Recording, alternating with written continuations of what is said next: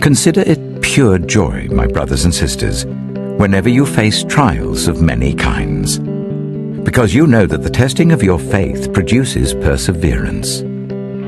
Let perseverance finish its work, so that you may be mature and complete, not lacking anything. If any of you lacks wisdom, you should ask God, who gives generously to all without finding fault, and it will be given to you. But when you ask, you must believe and not doubt, because the one who doubts is like a wave of the sea, blown and tossed by the wind. That person should not expect to receive anything from the Lord.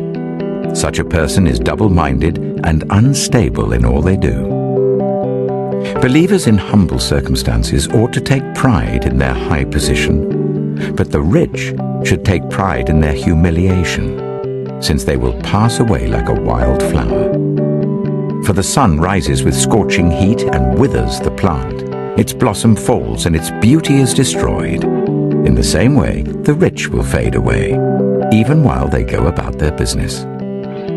Blessed is the one who perseveres under trial, because, having stood the test, that person will receive the crown of life that the Lord has promised to those who love him. When tempted, no one should say, "God is tempting me." For God cannot be tempted by evil, nor does he tempt anyone. But each person is tempted when they are dragged away by their own evil desire and enticed. Then, after desire has conceived, it gives birth to sin, and sin, when it is full grown, gives birth to death. Don't be deceived, my dear brothers and sisters. Every good and perfect gift is from above, coming down from the Father of the heavenly lights, who does not change like shifting shadows. He chose to give us birth through the word of truth, that we might be a kind of first fruits of all he created.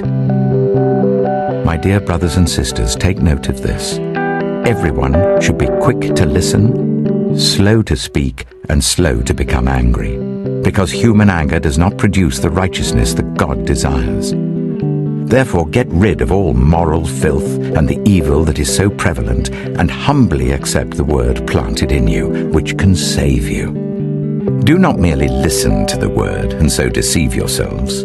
Do what it says.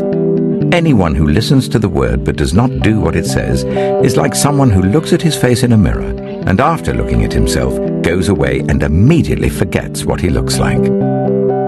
But whoever looks intently into the perfect law, that gives freedom and continues in it, not forgetting what they have heard, but doing it, they will be blessed in what they do. Those who consider themselves religious, and yet do not keep a tight rein on their tongues, deceive themselves, and their religion is worthless. Religion that God our Father accepts as pure and faultless is this: to look after orphans and widows in their distress, and to keep oneself from being polluted by the world.